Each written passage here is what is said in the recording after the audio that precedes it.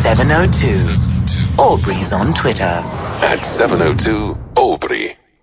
14 minutes after midnight, I'm joined on the line all the way from Norway. Risha Chandra is an entrepreneur. He's a life coach. And we're going to be talking about meditation. And I really want to invite your calls about this. Are you somebody that practices meditation?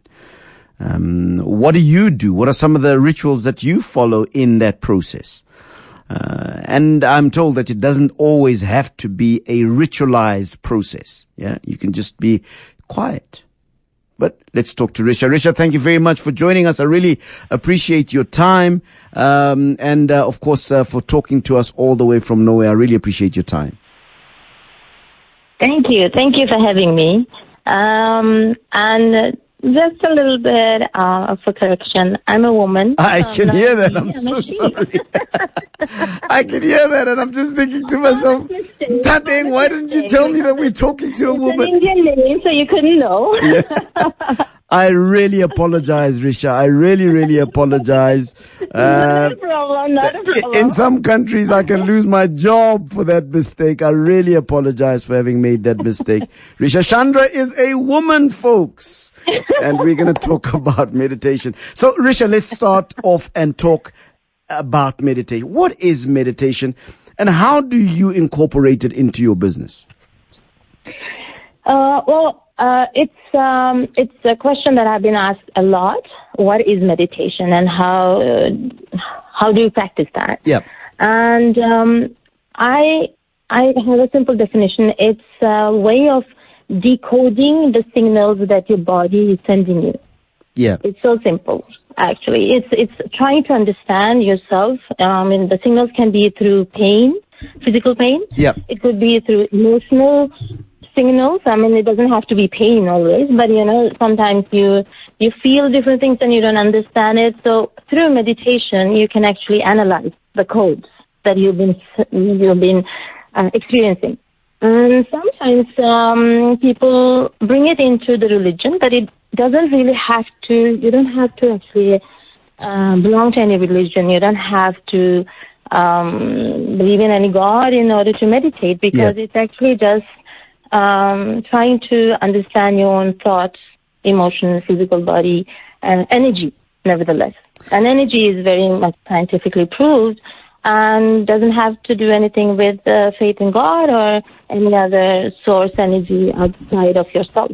And of course, if you do have some sort of a religious conviction, a religious faith that you hold to, there's nothing stopping you from meditating either, right? Exactly. Why meditation has been put into religious aspect is because earlier. India is a very religious country. Yeah. So in order for people to meditate, to actually practice that as well, they brought it into the religion. But you can also kind of separate them. Like physical, it's when you're doing exercise, it doesn't have to do anything with the spiritual aspect. Yeah. Right? But you could dance, or you could do a physical activity and think of God and be into the spiritual world. But at the same time, if you take it out of the spiritual, it's just a physical activity. Yeah. It's the same with the meditation. You're just being active, but with the mental body. Yeah. Instead of the physical body, you're exercising your brain. You're exercising your mental body. I'm intrigued. I'm intrigued, Risha, by what you've just said now, that it is actually an exercising of the mind.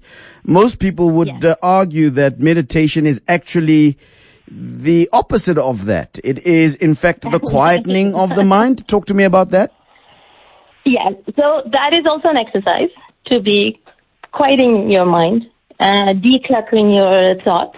That's also an exercise. So meditating, where you are just simply thinking of one mantra or one word. Yes. That is also one exercise, right? Yeah. So it's a way of calming your energy, but a lot of people say, no, I have too much energy. I don't know. I can't meditate. Or when I sit in the meditation, all these sort of thoughts come through my mind and I can't get it to be quiet. I don't know how to meditate. Yes. So they dismiss it. But it's because we are used to thinking very much. There is a lot of pressure in our society to achieve so much and have this kind of life. And if you think faster, people think that they will reach their goal faster. Yes. But actually, we just need to stop. Yes. And just breathe and declutter and get rid of the negative thoughts or the thoughts that are kind of, challenge or hindering us to get to our goals faster. So this could also be a way. That is the way I use it in my business. Yeah. Somebody is making a very interesting analogy here. They say, just like you train physically to be fit, or you can train physically in order to be well, or you can train physically to be fit for a specific sport. Meditation is an exercising of your mental, spiritual faculties in order to get certain answers from yourself. Yes. And as you were saying, quieting your mind or just focusing on one thought or trying not to think at all, that is just one kind of meditation. There are 8 different forms of meditation. And so that is what I actually coach in, is I try to find the meditation that suits my clients. Yes. Because not every meditation form will suit everybody, and it doesn't suit every purpose. Yes. Like visualization could be one way, but some people can't visualize, so they get too stressed. And some people need to be focused on something, and so energetic meditation might be that what they need. So it's a kind of a life coaching where you figure out what the client needs. Yeah. And in order for them to achieve that, you need to find the right technique. Yes. So that is the most important thing, I think. A lot of people are afraid of asking for help when it comes to finding the right technique, because they think, okay, it's an internal stuff, I should know this. But there are just a few people who actually know that there are 8 different meditation forms. Yes. You need to find the right one. Tell me about the 8 different meditation forms. There is mindfulness is quite popular. Yeah, I'm a little bit mindful these days, That is where you are present in the now. Yes. Right? And it comes from a Buddhist tradition. Yes. Then there is Zen, where you just sit. And there is minimal thought for a longer period of time. You just, it's quite similar to mindfulness, but it's even more quieter. Yes. And then it's transcendental, which is from a Hindu tradition. Yes. And there you have mantras and you have shloks, mantras and words and spiritual stuff. That is, I don't remember the English words for it, but it's where you focus on one sound kind of thing. Yeah. Like the Om. Om, yes. Yeah. And then you have Kundalini Yoga. And then you have Qigong. Right. And you have Raj Yoga. And you have even hypnosis is also considered as one way of meditating. But in our world, hypnosis is always done to you. But if you can master meditation, you can actually do it to yourself while you are in control. Yeah. And you go very deeply into your subconscious. And now there is heart-based meditation. Give me a call if you are somebody that is involved in the practice of meditation. Any of the 8 different forms of meditation that Risha Chandra would have described or listed. Give me a call. And how do you use it? In which aspects of your life do you apply the practice of meditation? Give me a call, 011-883-0702. And what has your your experience been with meditation? Risha, I know a lot of people, because of, I suppose, the idea that some might have where they attach a particular religious idea on the practice of meditation, that a lot of people can be very, very evasive, very, very suspicious of meditation. Tell me about what people need to understand. In other words, debunk some of the myths perhaps that might be there around the idea that meditation may be a doorway into allowing demonic forces into your life, if you understand what I'm trying to say to you. What do people need to understand about meditation in that sense? See, there are the meditation is kind of an internal conversation. So it's actually where you're focusing on your internal. You can always start with just focusing on your breath, right? Yeah. There's nothing religious about just focusing on your breath. You're just observing how you're breathing. Yeah. And the same way you're just observing what you're thinking. Yes. And then you're observing how you feel, how your physical body is. Just that in itself is meditation. Yes. Yes. Yes. So, give me a call. Let me invite this call. Let's say you are perhaps one of those people that do believe that meditation is a dangerous spiritual practice. Give us a call and perhaps make us understand your perspective as far as meditation is concerned. So I hear you, Risha, that we don't need to religiousize the practice of meditation. It is, I suppose, an religious practice. Let's talk about business, your business specifically, and how you then incorporate meditation in order to find business solutions to business problems. How do you do that?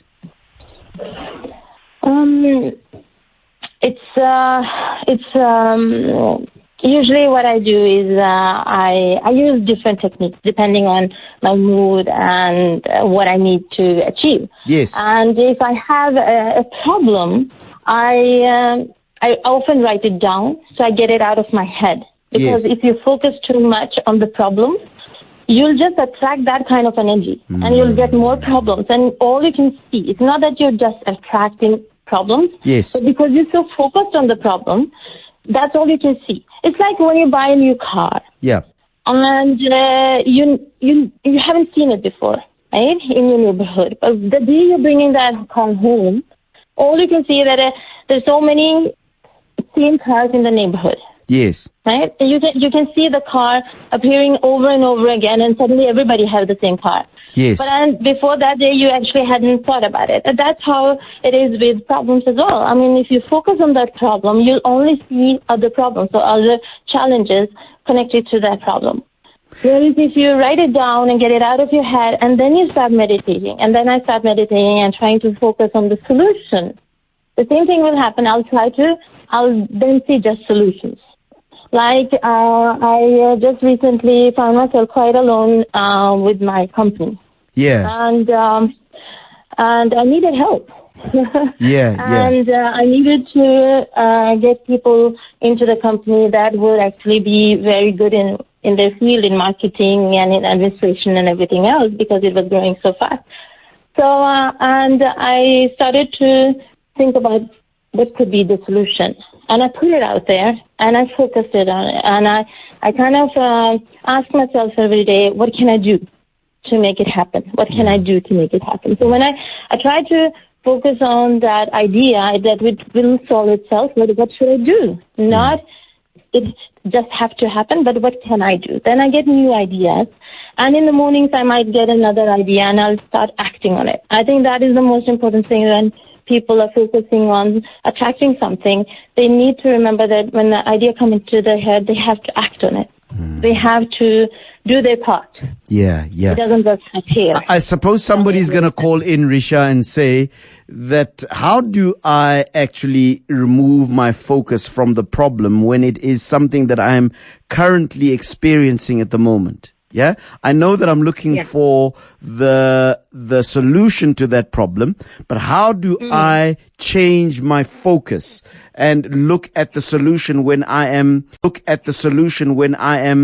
deep in the problem of the problem? I'm looking for you to answer that question, but I've already got a few calls starting to come through. 011-883-0702. We're speaking to Risha Chandra, entrepreneur and life coach. And I made the mistake to say that Risha was a man. I'm sorry. I'm already getting SMSs from somebody who says, Aubrey, firstly, you call an abuser a gentleman. Then you almost put your foot in it and think you are talking to a man from Norway when it's a woman. What a chop, says this person. Maybe you need to focus on the solution. Hey, we'll find out from Risha. No, don't worry about it. Thank you very much. You're very kind, Risha. Some of my listeners are not always that kind. Let's speak to Simon in Togoza. Hi, Simon. Hi, Aubrey. How's it? I'm very good, thanks, Simon. What's on your mind? Yeah. Aubrey, my question is just that when I read, some materials, literature and meditation, it's just that when you start, for the uninitiated, the initial stage is just to sit there. Yeah. And, empty your mind. Yeah. Focus, empty your mind so that the energy flow can that. But I find it very difficult, just to empty my mind. It's like somebody coming to you and say, it's like somebody coming to you, Simon, and say, don't think about an elephant. Yeah, exactly. and then, and then it's look, I don't know. Maybe he can just give us some tips and all that. Yeah, let's find out specifically about that question. Risha, is it possible to empty your mind? I have not experienced it, so yes, it is of course possible to empty your mind. With a lot of practice, I think you can empty it quite well. But the thing is that then you can't be in your mind. It's like a room. Yeah. Right? If you want a room empty, you have to leave it. If you're in the room, it's not empty. Do you understand what I'm saying? If you want to empty your mind, then you have to leave the mind. Either you have to travel into your body and just feel. Okay, Risha, you've just lost me. I mean, let's say, and I'm going to give you the example of the elephant. If somebody says to me, don't think of an elephant, obviously my mind runs towards thinking about an elephant. That's all my mind becomes occupied with. So how do I then empty my mind of thinking about an elephant when the suggestion to my mind has been elephant? Okay, so when somebody says don't think about it, so our mind doesn't register don't. It just registers think about the elephant. It doesn't register. It doesn't have a subjective understanding. Yes. So if it's saying don't think about the elephant, you will think about the elephant because it's a thought that has been put into your mind. Right. So if you don't want to think about the elephant, you have to think about something else. So, but I think Simon's question is it possible to think of nothing? So, in other words, Simon, jump in. No, because then you're now putting into not think about anything. Not think about anything. Do you understand? If our mind can't think about, if it doesn't understand don't and not, then you're doing it, right? You're thinking about it. I understand that principle. And Simon, by the way, if I'm asking questions that aren't in line with what you are asking, please jump in, right? Yeah, what I was saying is just that I know that that's the initial stage, but I just want to, let me in, like, is it the initial stage? Does it improve with practice or, like the more you do it is the more that you'll get tuned in, I just want to find out. Yes. Yes, it's like a muscle. So every time when you go to a gym and you work out, and the muscle, you become stronger. The same way is with meditation. If you want to tune into one frequency or one kind of energy, then you just need to practice, and practice will make it much easier. Every time you'll feel that you're getting stronger or getting closer to the state you want to be in. I hear you, Simon. But don't give up. Yeah, go ahead, Simon. What I'm saying is it possible to completely shut out the environmental noise?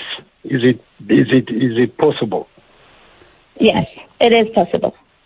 Environmental noise, it's possible. I mean, what you're thinking about the environmental noise that we as human make, because there are a lot of noise that we can't even hear. We can register it in our subconscious mind, but we can't hear it because our ears are not designed to hear the frequencies. But we still get tired from it. Think about it this way, Simon. Let me see if I can't stab at this, Risha. Think about it this way. Yeah. That when you are focused on a specific thing, let's say you are thinking about your debts, for example. Yeah. It doesn't matter sometimes what is going on in your environment. You can't even hear that. Yeah. It doesn't even matter what is going on inside of you. In other words, you are able to can shut out the environmental external noise, even the internal noise that is happening inside of you. So absorbed are you by the thought that is in your mind. So what I'm understanding Risha to be saying is that in the same principle, in the same way, you are able to do with your mind the same thing, but with positive things. So instead of it being debt, it can be love. It can be... Did you see what I'm trying to say, Simon? Yeah, no, I get you, Aubrey. I'm with you. So what I'm getting from what Risha is saying is that meditation in many ways is not the absence of thought, or maybe the absence of an idea in your mind, but perhaps a different idea in your mind than a negative one. Yeah. Exactly. Simon in Togoza. What do you want to achieve with the meditation? Sure. Simon in... Sometimes people just want to achieve peace. Yes. And it's silent. Yeah. So if that's what you want to achieve, then that should be the focus. Simon in Togoza. If you want to have one single thought in your mind, then that only thought should be the focus. Simon. And later, like slowly, all the external environmental noise will be quieter. Yeah. And a lot of people struggle with the internal noise. Yeah. But I think so much, and that will also start to get quieter. Yeah. I think, Risha, the reason why Simon asks that question is because in popular sort of, the popular understanding of what meditation is usually, empty your mind, think of nothing. Yes. And I think a lot of people, struggle with that. I don't know whether that is perhaps a more advanced form of meditation where you are perhaps completely thinking of nothing. And I don't know what that means, nothing. Yeah. No thing. But, you're onto something there, because that kind of a meditation comes with a lot of practice, but it also has to come on the right time. Yeah. See, if you are a parent and you have two small kids, or you have a mortgage, or you have a business, so there's something attaching you to the society, to this world, then you cannot do that kind of a meditation easily. Because there's always something that you desire. There's always something that you want to achieve. There's something you are worried about. There's something that has to be a focus of yours. Yes. Right, in the daily life. And when you get to the stage where you are maybe experience everything you want to experience. Maybe you had your children are grown and they moved out, your grandchildren are grown and they are settled, and you don't have that kind of a worry anymore. Yeah. Then it's much easier to reach that state of what we call samadhi almost, where you don't think about anything, because you don't necessarily have too much of a desire to experience everything that is, attaching you to the physical. Yeah, Physical I hear you. Body and physical world. Indeed. Right? So then you can just let go. Yeah. But I think I've been meditating since I was 11. Yes. And that's quite many years. I'm not going to tell you how old I am, but yeah, that's many years. Risha, and I'm just a little bit worried about our time, and I've got a few calls. Can I take just this one call? And yeah. All right, Kevin in Kanana. Hi, Kevin. Hi, Aubrey. How are you? I'm good, thanks, Kevin. Go ahead. Yeah. I hope that you can hear me clearly. Sure, I can hear you clearly. And Risha, can you hear Kevin clearly? Yes. Yeah. Go ahead, Kevin. Okay. Me, I like to meditate, and like for me, meditation it connects me into another world. Especially, it connects me into another community, and I think it is very instrumental and very strategic, especially in Christianity. And I'm a writer, and sometimes like I would go into my groups on Facebook and would like meditate on God. I use my meditation for my revelations because I spend most of the time alone, so yes, I like to meditate on the word. And for example, can I use an example? Sure.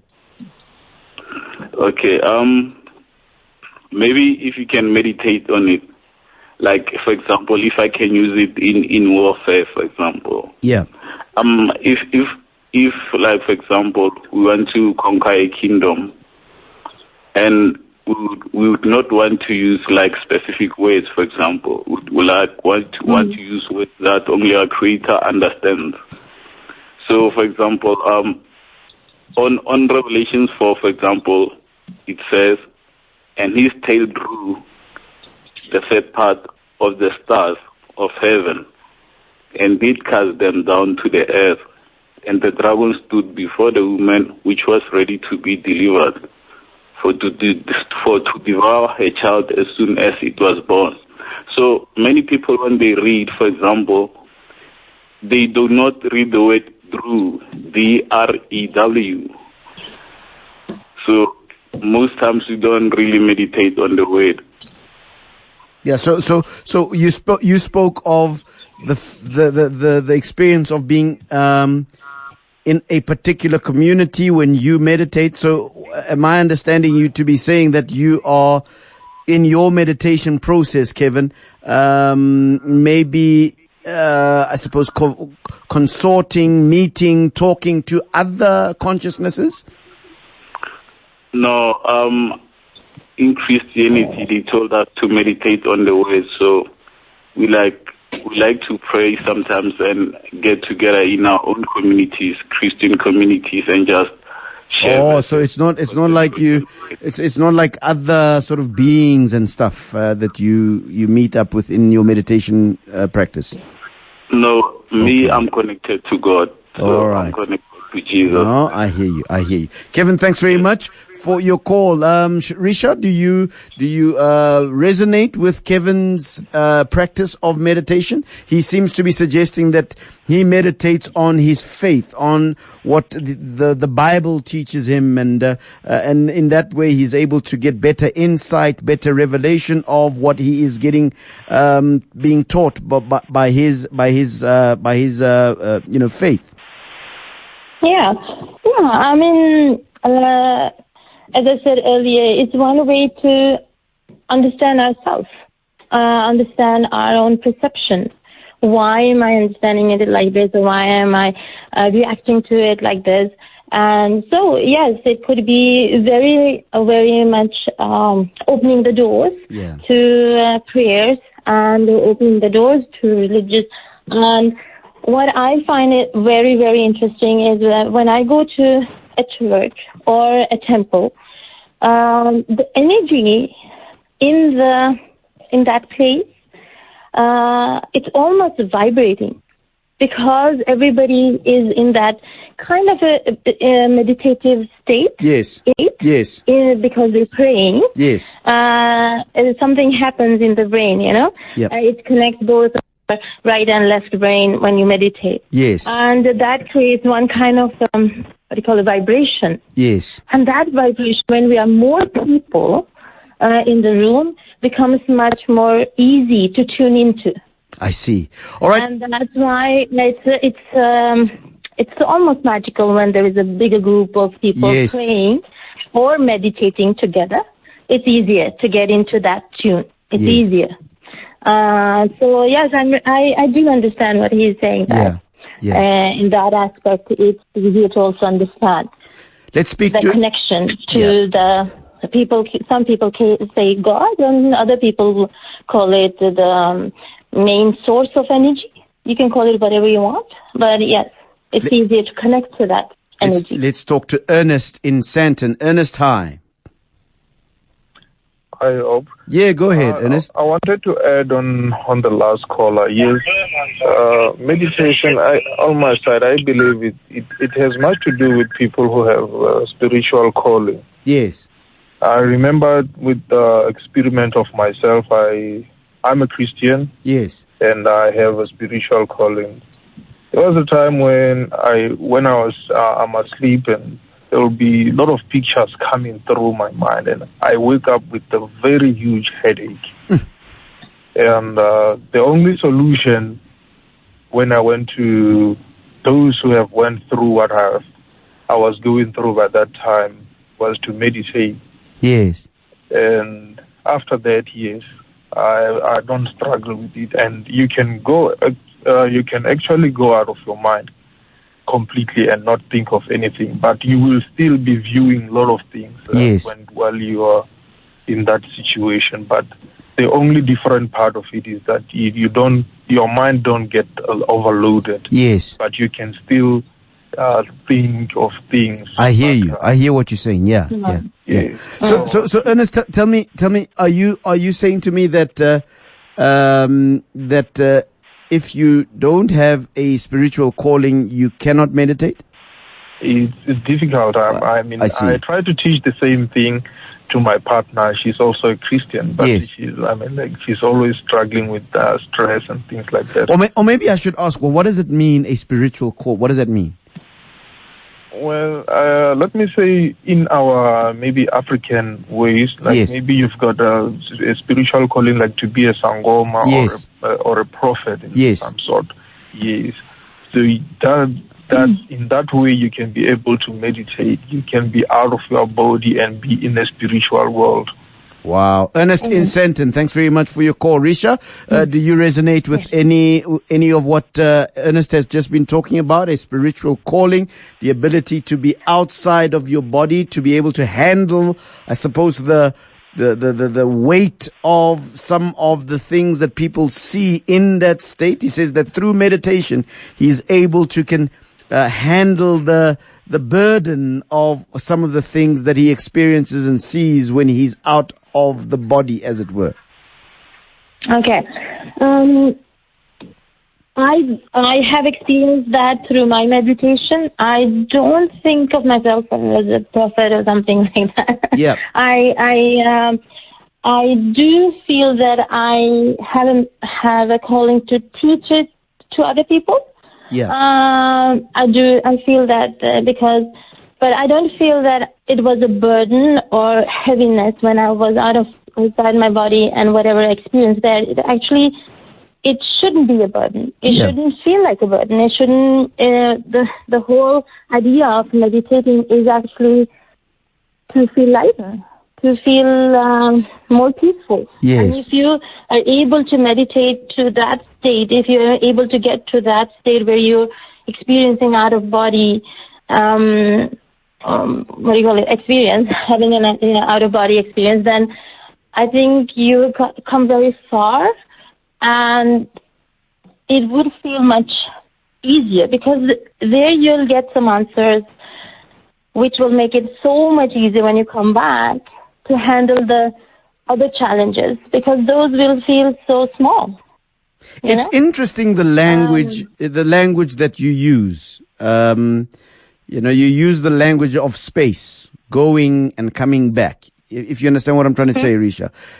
You use the language of movement.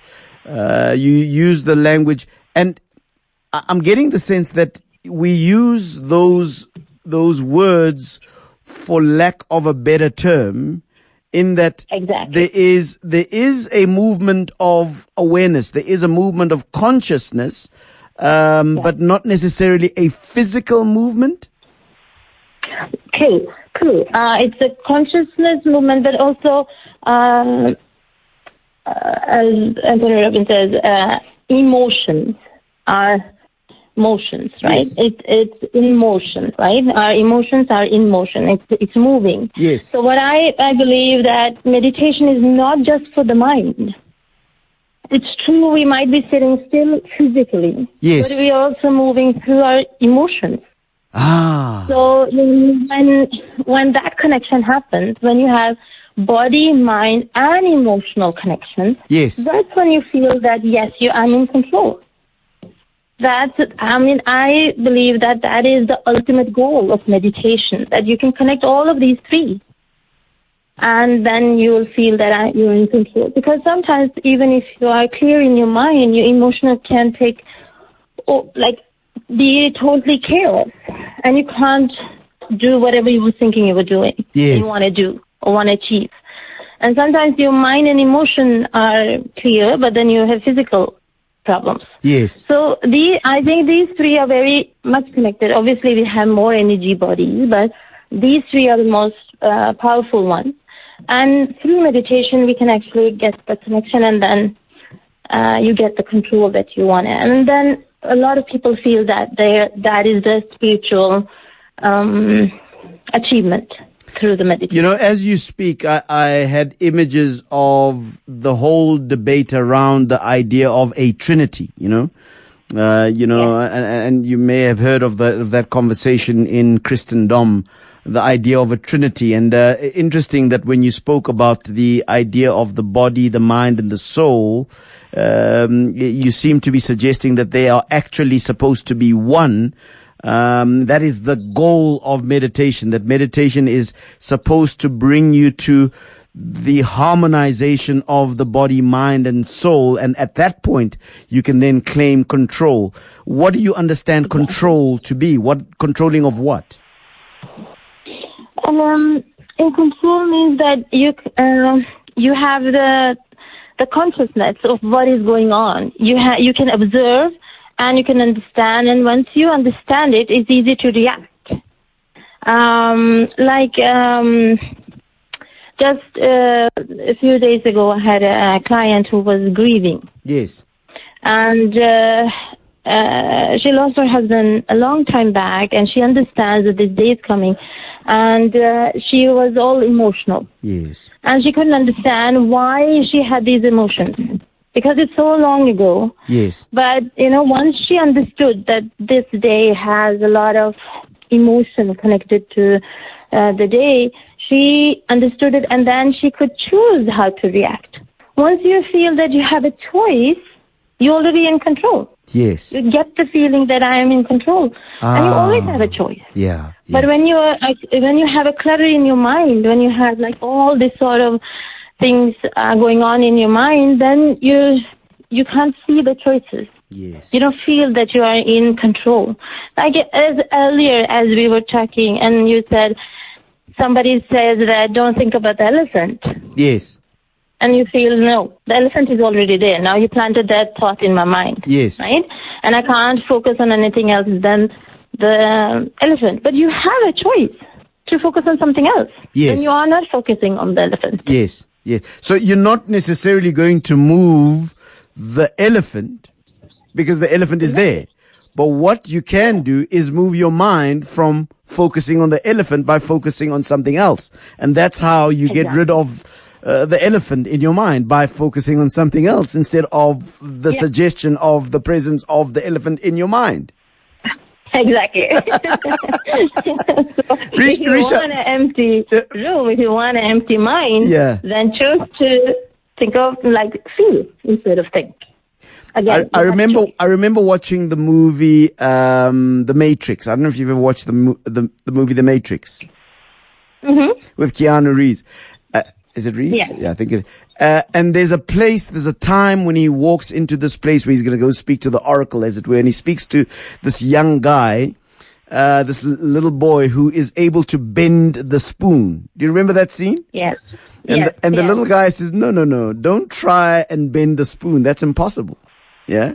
What you need to do is you need to bend your idea of the spoon. And I think what you've been saying to me right now is very much akin to what you've been trying to explain to us. Exactly. It's the same thing. Everybody is trying to bend the spoon, but you can't bend the spoon. You have to bend the idea of bending the spoon. Wow. Exactly. Risha, a final question from me is the question of, it appears to me that there are different levels of meditational intensity. So, for example, somebody will say that, meditation can be nothing more than just focusing on a particular idea. But it appears to me that there are different levels, there are different intensities of meditation, to the point where you can actually reach the level at which you are actually thinking of nothing. Exactly.